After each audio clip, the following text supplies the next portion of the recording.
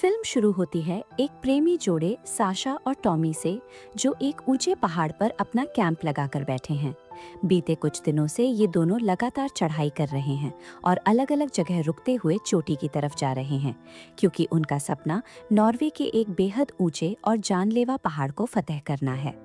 इन दोनों को ही खतरों से खेलने का बड़ा शौक है, इसीलिए वे खुशी खुशी ऊपर की ओर बढ़ते जाते हैं। तभी अचानक एक जगह साशा का संतुलन बिगड़ता है और वो फिसलकर नीचे लटक जाती है। उसे कोई खास चोट तो नहीं आती, पर वो काफी चिड़चिड़ी हो जाती है, क्योंकि ये वही पॉइंट था जहां वो हमेशा फंस जाती थी। टॉमी उसे शांत करता है और फिर से ट्राई करने को बोलता है, लेकिन लाख कोशिशों के बाद भी साशा ऊपर नहीं जा पाती। इसी बीच वहां का मौसम बहुत ज्यादा बिगड़ने लगता है, जिस कारण वे दोनों वहीं पर अपना टेंट लगा लेते हैं। रात ढलने पर टॉमी खराब मौसम को लेकर टेंशन में आ जाता है और कहता है कि अब उसमें और ऊपर जाने की हिम्मत नहीं है। साशा को लगता है कि ये उसकी हमेशा की आदत है, इसीलिए वो ध्यान नहीं देती। पर टॉमी उसे अपना किस्मत वाला कंपास दिखाता है और समझाता है कि नसीब हमेशा मेहरबान नहीं होता, जिसे सुनकर साशा झुंझलाकर उस कंपास को साइड में फेंक देती है।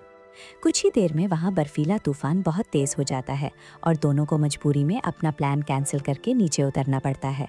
पहाड़ के ऊपर से बड़े बड़े पत्थर गिरने लगते हैं, तो वे दोनों खुद को बचाते हुए दीवार के सहारे नीचे जाने लगते हैं। नीचे जाते वक्त टॉमी सबसे पहले साशा को एक सेफ जगह पर पहुंचा देता है, मगर इससे पहले कि साशा अपनी रस्सी को अच्छे से बांध पाती, ऊपर से एक भारी पत्थर सीधा टॉमी के सिर पर आकर लगता है और वो हवा में लटक जाता है। साशा अपनी पूरी जान लगाकर रस्सी को पकड़ कर रखती है, पर टॉमी को होश नहीं आता। वो चीख चीख कर उसे उठाती है, मगर सामने से कोई हरकत नहीं होती।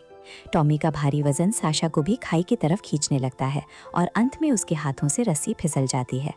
टॉमी सीधे एक गहरी खाई में जा गिरता है और उसकी मौत हो जाती है। साशा वहां लाचार होकर ये खौफनाक मंजर देखती रह जाती है। इस घटना को 5 महीने बीत जाते हैं और साशा अपने अंदर एक भारी दुख को लिए ऑस्ट्रेलिया आती है। उसके पास आज भी टॉमी का वही कंपास है और इस बार वो वंडर नेशनल पार्क के घने और डरावने जंगलों की तरफ जा रही है। जंगल के गेट पर एक सिक्योरिटी गार्ड उसे रोकता है और बताता है कि इस इलाके से बहुत से लोग लापता हुए हैं, इसीलिए उसका अकेले जाना ठीक नहीं है। मगर साशा उसकी बात नहीं मानती और एंट्री बुक में अपना नाम लिखकर जंगल में चली जाती है। सफर के दौरान वो एक छोटी सी दुकान में ठहरती है, जहाँ कुछ शिकारी लोग आकर उसे तंग करने लगते हैं। उसी वक्त वहाँ बेन नाम का एक आदमी आता है, जो दुकान पर अपना सामान बेचने आया था, और वो उन शिकारियों से साशा को बचा लेता है। जब मामला ठंडा हो जाता है तो साशा वहाँ से निकलते वक्त बेन के बनाए हुए सूखे मीट का एक पैकेट ले लेती है। बेन उसे जंगल में घूमने का एक अच्छा रास्ता समझाता है और एक ऐसी जगह बताता है जो कैंपिंग के लिए एकदम सेफ है और वहाँ कोई आता जाता भी नहीं है। साशा उसी बताए गए रास्ते पर चल देती है और सूरज ढलने तक एक नदी के पास अपना कैंप सेट कर लेती है। पर अंधेरा होते ही वो पुराने शिकारी वहां पहुंच जाते हैं और साशा को अपनी बातों में उलझाने लगते हैं। साशा को उनकी नीयत में खोट लगता है, इसलिए वो तुरंत अपनी वैन के अंदर जाकर दरवाजे को लॉक कर लेती है और डरते हुए पूरी रात निकालती है। जब सुबह होती है तो वे आदमी वहां से जा चुके थे, जिससे साशा की जान में जान आती है और वो अपनी छोटी बोट लेकर नदी के रास्ते आगे के सफर पर निकल जाती है। पानी के तेज बहाव में कई किलोमीटर चलने के बाद वो ब्लैकस्टोन नाम की जगह पर आती है। वहाँ उसे कुछ पुराने और जंग लगे हुए सामान मिलते हैं और ऐसा लगता है कि ये उन लापता हुए लोगों की चीज़ें हैं जो कभी वापस नहीं लौटे। वो उसी जगह पर अपना टेंट लगाती है, अपने गीले कपड़े सुखाती है और किसी जानवर से बचाने के लिए अपना बैग एक ऊंचे पेड़ पर लटका देती है। पर जब अगले दिन उसकी आंख खुलती है तो उसका बैग वहाँ नहीं था, और तो और उसके टेंट में एक खतरनाक सांप भी आ जाता है। साशा एकदम से घबराकर वहां से भागती है और अपनी बोट में बैठकर पानी के रास्ते जाने लगती है, जहां कुछ दूर जाने पर उसे जंगल के बीचों बीच एक पुराना सा घर दिखाई देता है। इस घर में उसे वापस से बेन मिल जाता है। जब साशा उसे अपने बैग के गायब होने के बारे में कहती है तो बेन बहुत ही नॉर्मल तरीके से कहता है कि शायद कोई बंदर उसे उठाकर ले गया होगा।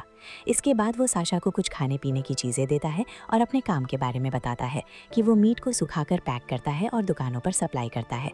उसने अपने प्रोडक्ट का नाम अपनी माँ के नाम पर रखा था और वे दोनों काफ़ी देर तक इधर उधर की बातें करते हैं। पर यहाँ का माहौल एकदम से अजीब हो जाता है जब बेन उसे बताता है कि कल रात वो भी उन शिकारियों के साथ ही था और बस ये नज़र रख रहा था कि वे साशा के साथ कुछ गलत ना करें। ये बात सुनते ही साशा का दिमाग ठनक जाता है और उसे बेन पर शक होने लगता है, इसलिए वो तुरंत वहाँ से जाने का प्लान बनाती है।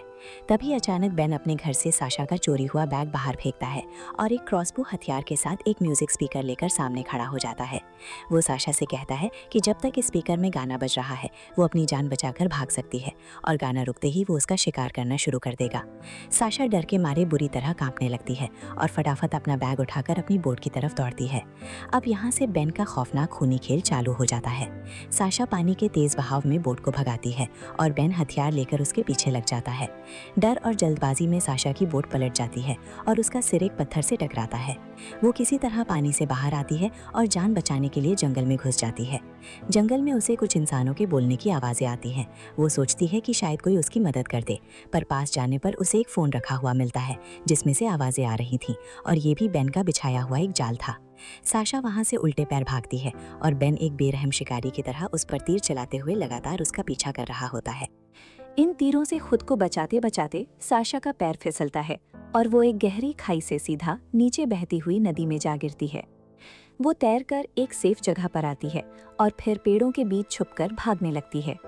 बेन पहाड़ के ऊपर से उसे तलाशता है, पर साशा उसे नजर नहीं आती, इसलिए वो वहां से मुड़ जाता है।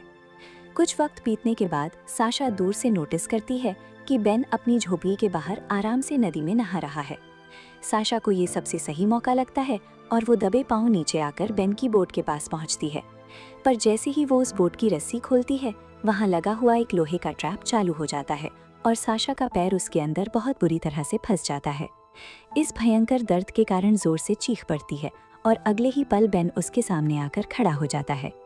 साशा डर के मारे अपनी जेब से पेपर स्प्रे निकालकर बेन की आंखों में मारती है और अपना पैर निकालने की जद्दोजहद करती है, पर बेन उसे जान से मारने की धमकी देकर चुप कराता है और फिर खुद ही वो ट्रैप खोलता है।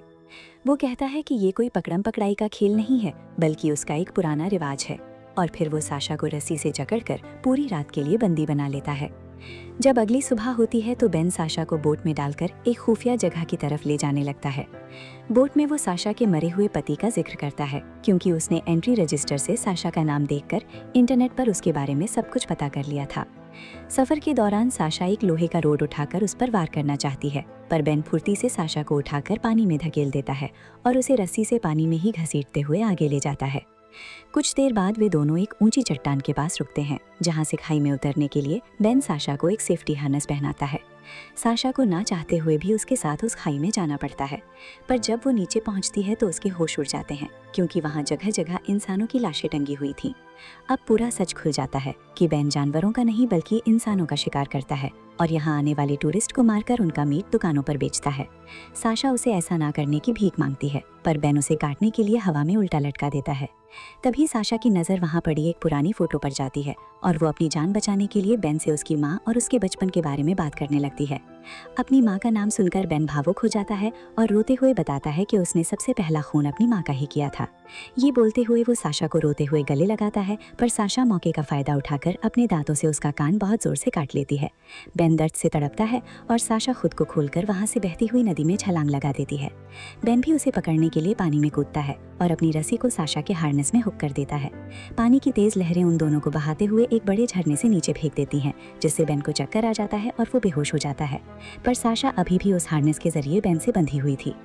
वो किसी तरह पानी से निकलकर बेन से खुद को अलग करने लगती है कि तभी बेन की आंख खुल जाती है और वो साशा की जान लेने के लिए उस पर झपटता है।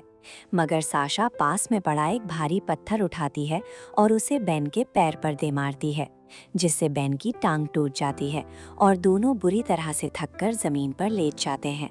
रात होने पर साशा पहली बार बेन को अपने पति की मौत का सच बताती है और कहती है कि उसने टॉमी को चेक तक नहीं किया था कि वो मरा है या जिंदा, और बस रस्सी छोड़ दी थी। इसी बात का पछतावा उसे रोज अंदर ही अंदर मार रहा है। अगली सुबह जब साशा उठती है तो सामने एक बहुत बड़ा पहाड़ होता है और इधर बेन के टूटे हुए पैर में इन्फेक्शन फैलना चालू हो जाता है। साशा उससे कहती है कि अगर वे दोनों यहीं पड़े रहे तो ये जख्म बेन की जान ले लेगा और अब बचने का सिर्फ एक ही तरीका है कि इस पहाड़ को पार करके किसी की मदद मांगी जाए। साशा बेन के सामने एक शर्त रखती है कि अगर बेन उसे आज़ाद कर दे तो वो बेन को भी इस पहाड़ के ऊपर ले जाएगी। अपनी हालत ख़राब देखकर बेन को उसकी बात माननी पड़ती है और वो साशा के हाथों को खोल देता है।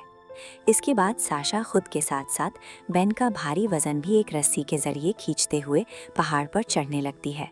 रास्ते में साशा मौका पाकर रस्सी की हुक निकालने की कोशिश करती है, पर बेन उसकी चालाकी पकड़ लेता है और उसे धक्का देकर नीचे लटका देता है। साशा को एहसास होता है कि अभी बेन को चकमा देना मुश्किल है, इसलिए वो शांति से दोबारा चढ़ने लगती है और एक सेफ जगह पर आते ही वो रस्सी को एक मजबूत पेड़ की जड़ से लपेट देती है। इसके साथ ही वो अपनी कमर में बंधी गांठ को लूज कर देती है। बेन को शक होता है और वो रस्सी को अपनी तरफ खींचता है, पर ऐसा करते ही वो लकड़ी टूट जाती है। साशा तुरंत अपनी बेल्ट खोलकर खुद को बेन से अलग कर देती है और बेन का बैलेंस बिगड़ जाता है, जिससे वो सीधा उस गहरी खाई में जा गिरता है और एक खूंखार कातिल का अंत हो जाता है। अब साशा पहाड़ पर बिल्कुल अकेली थी और उसके पास कोई सेफ्टी की चीज़ें भी नहीं थी। ऊपर से वो बुरी तरह थक चुकी थी, पर वो हिम्मत नहीं हारती और अपने हाथों से चट्टानों को पकड़ पकड़ कर धीरे धीरे चोटी तक आ जाती है। ऊपर पहुंचने के बाद वो सुकून की सांस लेती है कि उसने आखिरकार मौत को मात दे दी। रात होने पर सड़क से एक गाड़ी निकलती है जो साशा को लिफ्ट देकर फॉरेस्ट डिपार्टमेंट के ऑफिस छोड़ देती है और साशा उन्हें उन सभी लापता लोगों की जानकारी देती है। पुलिस वहां जाकर छानबीन करती है और उन्हें उस खाई में ढेरों इंसानों के कंकाल मिलते हैं। अब दुनिया को पता चल जाता है कि जंगल में लोग किसी जंगली जानवर का शिकार नहीं बल्कि एक आदमखोर इंसान का शिकार हो रहे थे।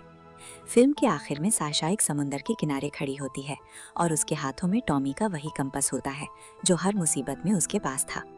वो प्यार से उस कंपास को चूमती है और उसे हमेशा के लिए समुंदर की लहरों में फेंक देती है और फिर रेत पर बैठकर जिंदगी की एक नई शुरुआत का सुकून महसूस करती है। उसे ऐसा लगता है जैसे उसने अपनी सारी पुरानी तकलीफें यहीं छोड़ दी हों। और इसी के साथ ये मूवी यहीं पर ख़त्म हो जाती है। दोस्तों, अगर कहानी पसंद आई हो तो लाइक और सब्सक्राइब करें। अगली बार मिलेंगे नई कहानी के साथ।